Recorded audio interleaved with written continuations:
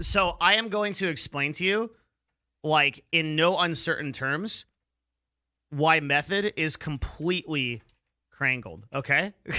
All right, that's what we're about to do, okay? But we have to start from the top. All right? So like, I'm just, my objective here is not to levy any kind of like political view or view towards what is actually happening. I'm just going to tell you what is happening in the agency world and what is happening as a result of the alleged sexual allegations that were put upon the co-founder and CEO of Method. Okay? So the first thing to understand is that the amount of actual damage done is largely dependent on what the talent, sponsors, and partners of the org decide to do as a result of the sexual allegations. Okay?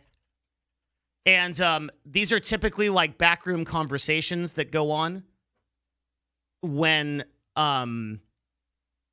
when something like this occurs. People will get together and they'll have conversations and they'll talk about the situation, and they'll all individually make decisions. We'll get to this like contractual stuff in a minute. So the amount of actual damage done really started, I think, with Wowhead saying they made a very powerful statement. They said until the HR section of Method is unrecognizable from its current form, we are terminating this partnership. Okay, so usually, and what we saw happen with OPG, which is another really big agency, was when Co-Carnage stepped down, when Co-Carnage said, that's it, I'm ending my relationship with OPG, that's the end. Within 6 hours, over 75% of the talent made the same decision to terminate for cause with OPG. And that was the end of an entire agency in 6 hours, okay? And what we're seeing today, as of the time of this talk, is a very similar thing happening. And so some people may not see yet that Method is completely crangled, but to someone like me, where like I have like Raceland vision, where I can see like what the industry is doing back and forth, it is already dead. It's completely crangled. It is going to be very difficult for Method to be able to recover from this, unless they completely oust their executive team and totally like reform the organization. It's very difficult. And I'll try to explain why. So I think after you have someone like a partner say this, okay, that then triggers sponsors to make statements, because sponsors are going to be forced, and I think that's the word that I want to use, to make a decision about whether they should continue in their partnership of with the organization or not. And when faced with something like sexual misconduct at a very high level, they will almost always opt to make the decision to leave, right? Which again, the vast majority of sponsorships from a purely contractual standpoint, right, will in contract will allow for something like this to happen. So like if there is some like violations or ethical violations or misconduct, right, that would be considered a for cause thing, which we'll explain later. We'll explain like how that works, okay? But suffice to say that sponsors are well within their power and their rights to drop these contracts. So once sponsors start dropping the contracts, right? The biggest of these is what I did a poll of chat earlier, and I didn't realize that this wasn't common knowledge. So I guess I'm about to like drop some really, really big statement here, and that's that for the vast majority of esports teams that are significant in the space, they're able to make viewer hour deals with Twitch. So they go to Twitch and they say, hey, we've got this talent on our roster. will you pay us to support that and for us to be exclusive to the platform? And then Twitch does these sort of agency or /org broad. I shouldn't say agency because agencies don't have these deals. Like, for example, at Nerd Fusion, we don't have a deal like this. We do negotiate individual deals for our broadcasters with Twitch, but we don't have like an agency spanning deal where we get paid for their viewer hours. Esports teams do have this. I don't entirely know why, because it doesn't make business sense from an ROI perspective. But my thinking on it was that at the time that these contracts were considered, all the way back in like 2014 or 2015, esports was seen as a significant vertical for the platform, meaning that they think that esports is going to be a big part of what Twitch is. So sponsoring and propping up these teams financially was a sound long-term business decision. I'm just putting myself in the mind of the executives that made this decision. I wasn't involved in this, and I don't know, but that would be my guess. So as a result, there was probably a justification within Twitch to take a short-term loss by paying these teams because they're not going to get the return on investment back for a long-term benefit of propping up esports as a whole. And I would argue to you that this is sort of the untold story of esports, that the entirety of esports was built by Twitch. That teams like CLG and TSM and C9 would not exist in their current forms were it not for Twitch helping them financially. So Method in the same way benefits from this and was using it to pay their streamers. That whole story that I just told is important because Twitch has recently just released a very damning blog post that says, like, we are going to be going after the people that are that we can confirm beyond a reasonable doubt are I don't have a better word, guilty of these sexual allegation cases. And if you go through in the last 24 hours, several of the people who have appeared on these spreadsheets, so here's two right here, have been indefinitely banned. So in the same way, we are awaiting a large decision by Twitch as to whether they will pull this contract for cause. And if they do, make absolutely no mistake that Method is going to dissolve as an organization, for they cannot possibly pay their broadcasters or support themselves financially if that happens. Now, I may argue that may be the case anyway. There may be so much damage done that that's already going to happen. I'm just trying to kind of paint a whole picture here. So it gets worse than that because we've only covered sponsors so far. So we're only 50% of the way there because now there's talent, okay? So if the talent makes the decision to leave, that's more along the lines of what we were talking about before we started this talk. Now, I am not a lawyer, and I feel compelled to tell you that. So I may not get certain intricacies of this completely correct. I am a person who has done dozens and dozens of contracts and written contracts for employees and dealt with for cause and without cause. And so I'm going to give you kind of an overview based on that context and that experience, that a for cause termination can usually be for something like a violation of federal law, sexual misconduct, ethical violations, or very gross violations of somebody's privacy or rights or things like that. Basically, these are things that can be upheld irregardless of contractual nomenclature. So whether you write them or not, you could justify a for cause termination. What talent can do at this point, sometimes their contract will just have an out. So it'll be like, hey, this is a mutual termination clause. If you want, you can terminate your contract within 30 days and you can go out. But oftentimes with these esports teams, they will try to hold, and I'm not accusing Method of this. I'm trying very hard not to accuse Method of anything. I'm just trying to report on what's going on and provide context. But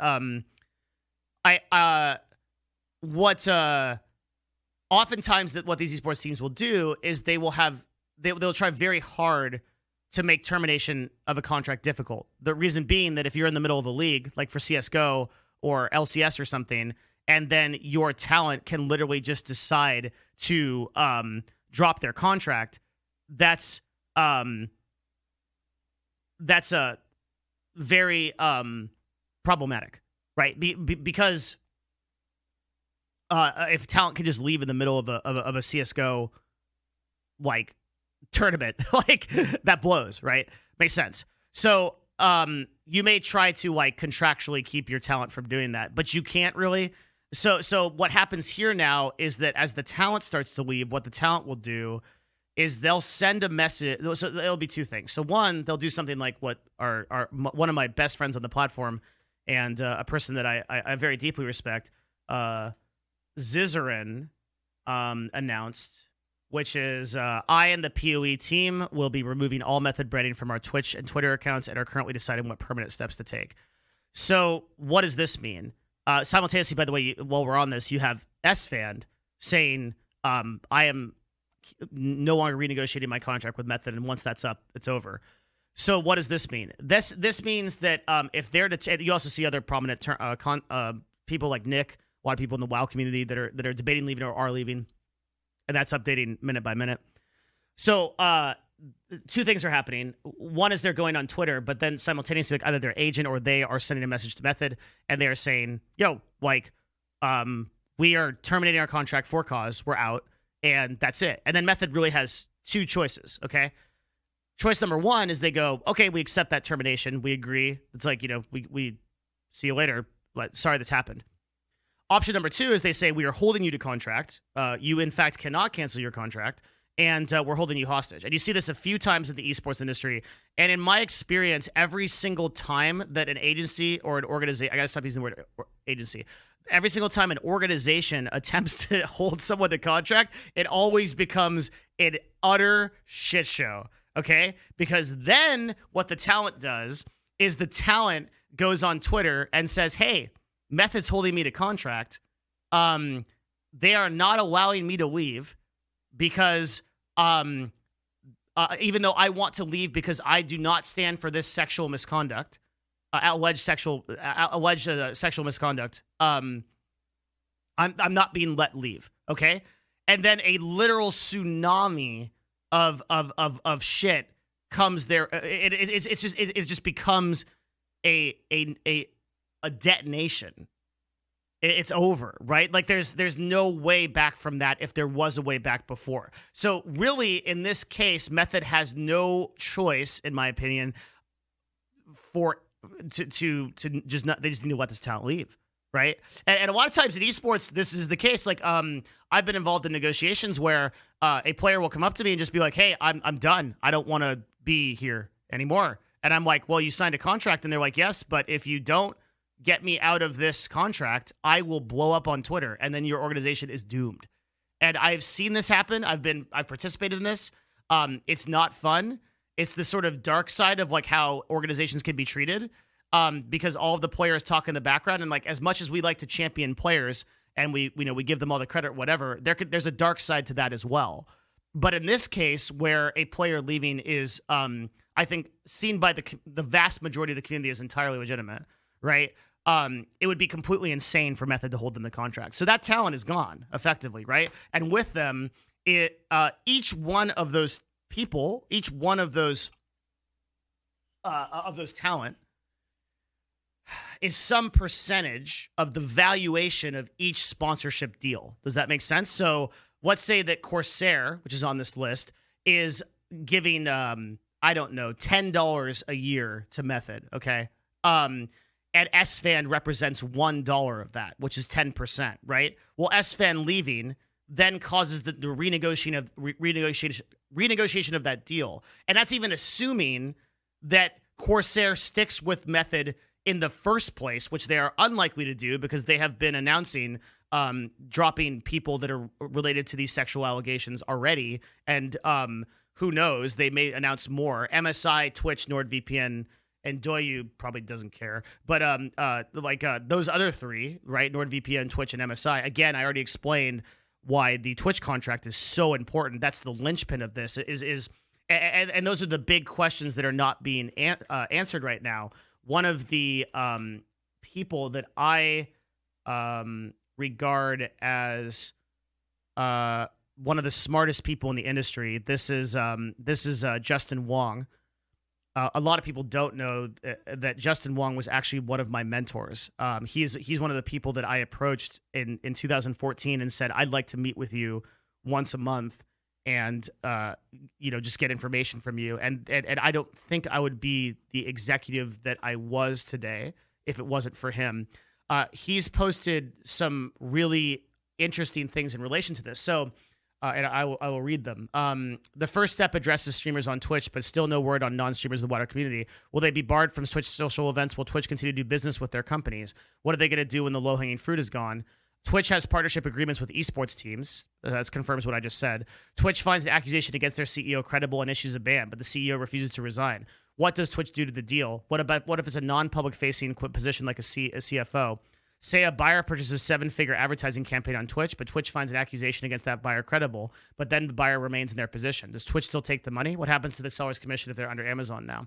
And this is a whole thread of really, I would say, questions that really make you thonk, because I think within this thread is what I mentioned, which is the big deal of, okay, you have a situation where Twitch is sponsoring Method,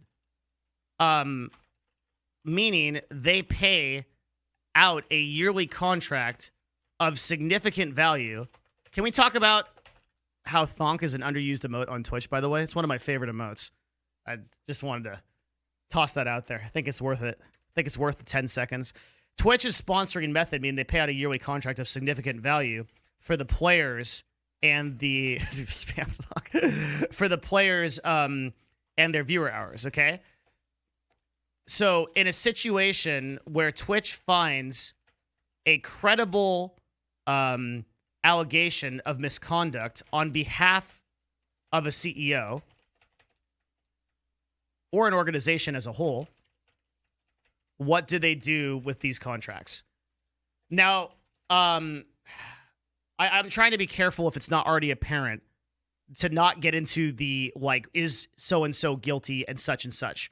One thing I can tell you about the Method situation that I think is probably pretty obvious is that, particularly in regards to broadcasters like Method Josh, it seems almost certain that Method had good information that stuff was going on and chose, for whatever reason, to not address it in the past.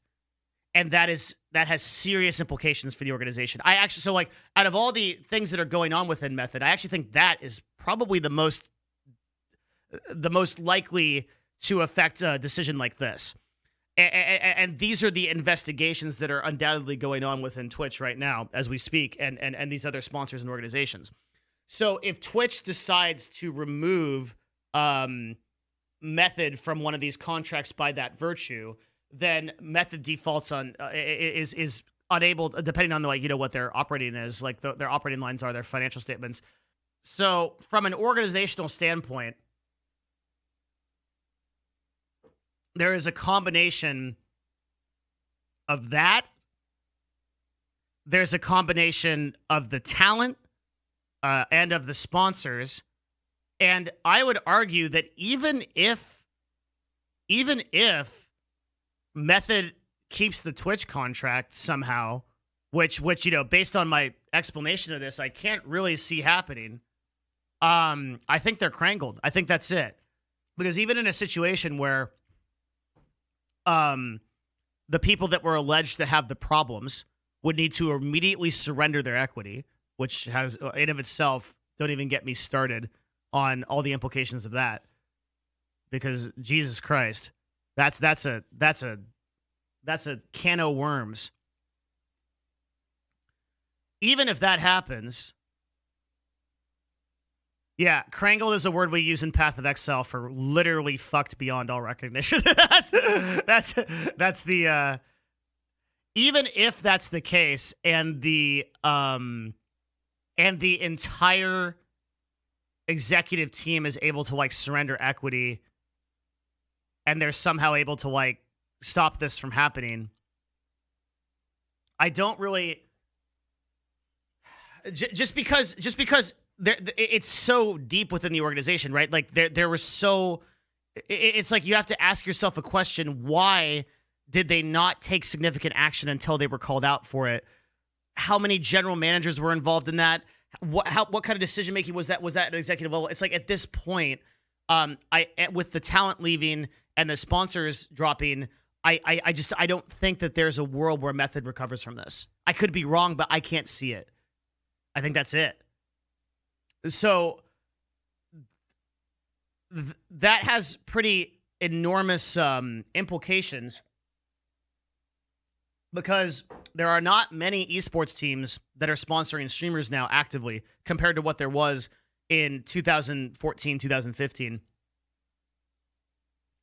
There's just not many. Right. There's Liquid pays for some streamers, I think, right now. And I think there's like a couple of others. It's a crazy time that I think people may not be realizing that we are seeing a shift at the upper levels of the gaming industry that I have never seen before, or anything remotely close to it. And I can't even fathom the implications of this, right? I'm still trying to rationalize what happens when 77 streamers simultaneously leave OPG in 6 hours. And when a lot of their income sources and their brands are tied to these things. And what I really, really worry about this space as a whole is that the brands start looking at the gaming industry and they say, man, this space is really hot. Why would we choose to put our I think the word is radioactive, right? Like, why would we choose to put our advertising dollars here when we could go anywhere else and have a safer time of it and not have to deal with that? And I think that's a very, very serious concern at a lot of levels for me and our business, as well as but this affects the esports world as a whole, right? So, for example, this could be something where like a prominent brand that was going to do a 7-figure deal with the LCS steps back and says, yo, too radioactive for us. We'll see you next year. We'll see how you're doing then. And that means that like 2020 and maybe even onward has like enormous implications. And maybe even some of these endemic brands just think it's too radioactive. Like some of our standby people, right? Like there's a lot of these companies that, as much credit as I give Twitch for upholding the esports industry, I have to give to other endemic people, right? Like MSI, like Corsair, like Razer, like that have consistently sponsored teams and broadcasters throughout the years, and not always to a positive ROI, not always having made money off of it. Now may reconsider those things and may decide that they want to put advertising dollars elsewhere in digital marketing, or whatnot. So it's just impossible at the time of this talk to actually give you any indication of like what these things mean. But these organizations imploding, it's like in a galaxy when a star explodes, right? It doesn't just explode in a vacuum. It has like these like wide-reaching effects. It like knocks planets out of orbit and like shoots asteroids everywhere, and it's just crazy. And it's really hard to imagine all this stuff that's going to happen.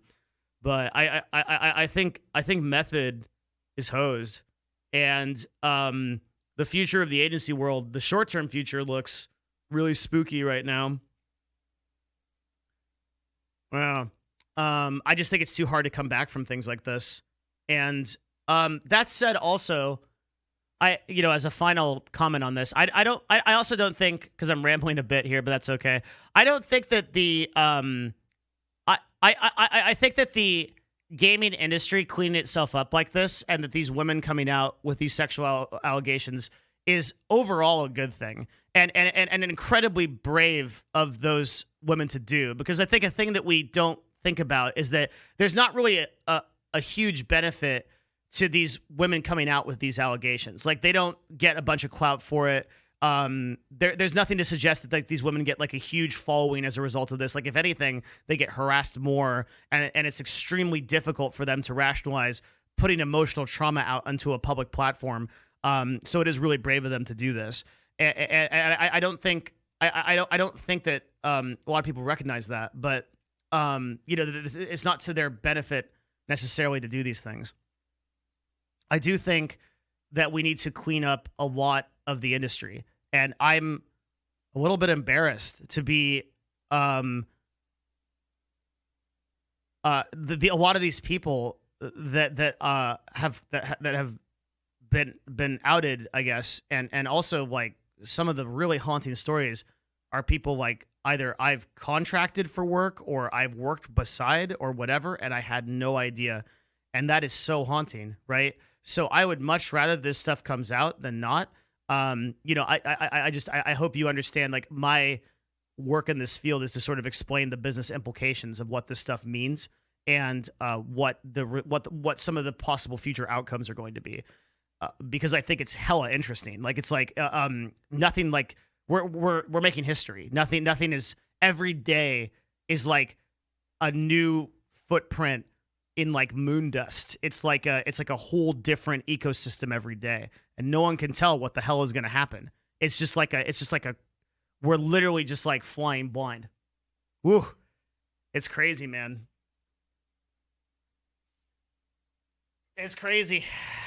It's crangled is what it is. So I think that's my story on Method. Hopefully it's helpful. I'll answer some questions. Do you think all of this could affect sponsorships or money outside of gaming, like investors being too scared to invest? Yes, absolutely. I think it's almost guaranteed that that's the case. Absolutely. Yeah. That could go to the tune of millions and millions of dollars out of the industry, because there's a different, you have to understand there's objective investment and like there's okay, so if Corsair drops Method, we can put a dollar value on that, but there's a whole nother subjective thing that is that has to do with value that could be in the millions of dollars. So for example, if some esports team was going to get like a $20 million investment, that firm then does their due diligence and finds out that esports is too hot to do that, and that's a decision factor. That's $20 million that didn't go into esports. Does that make sense? And that's totally a possibility for something that could happen, because old money does exactly that. They'll do hard research on these topics, and they'll find something like that, and that will.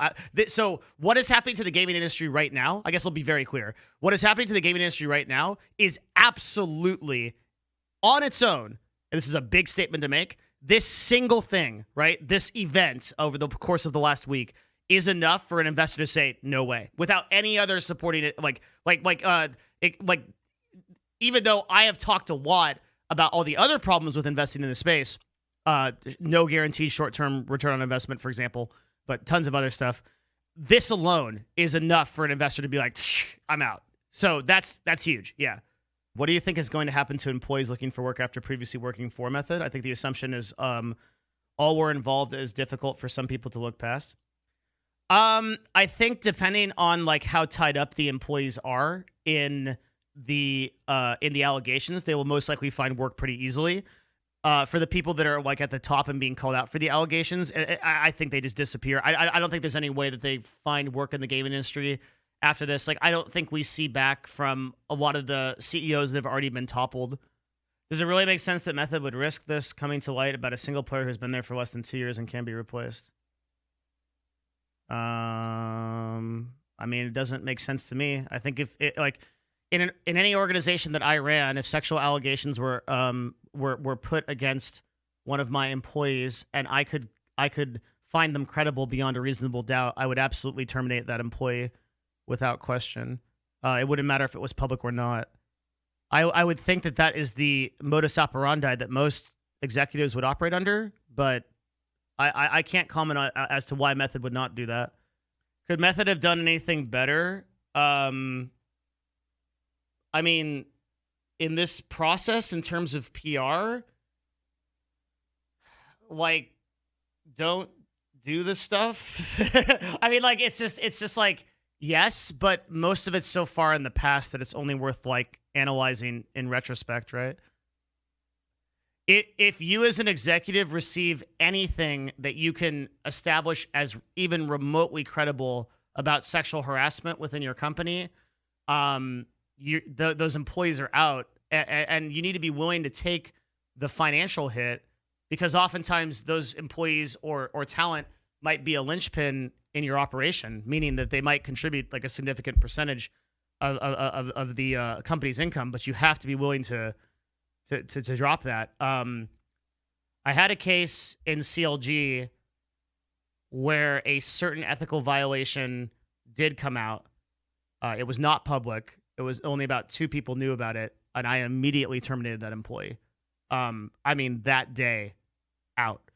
And I don't see why any executive wouldn't do that, whether it was beneficial to the organization or not. So obviously that could have been, that could have been done by Method at an earlier date, if they had credible information that Method Josh was in I'm choosing my words very carefully. I'm sorry. If Method Josh was in even beyond a reasonable doubt implicated in some of these things.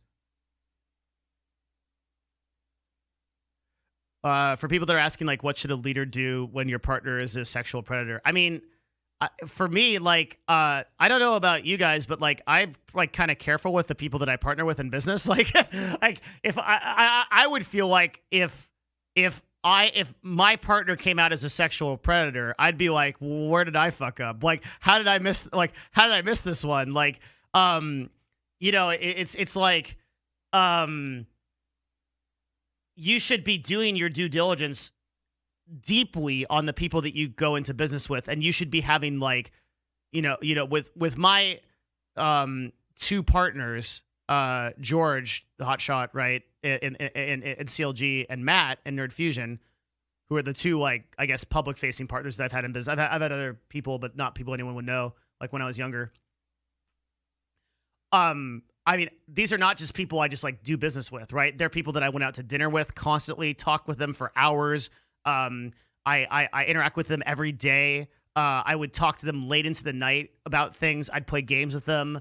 I would like, I know everything about Matt. I know everything about George. These are people that I hold in the highest degree of respect. Like in the case of George, like one of the smartest people I've ever met, one of my great mentors, like he has done so much for me, right? Like I would go to war for this man. And it's like, I can't imagine not doing that level of due diligence on an individual that you work with.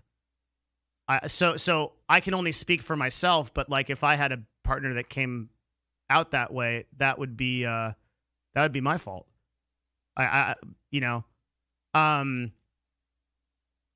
Because and here's, and by the way, I want to be really, really careful because we're talking about Method here. I'm not trying to implicate anyone, but in my personal experience, if your partner is doing some kind of shady shit, it's very hard to imagine a world where you don't know that that's going on as their business partner.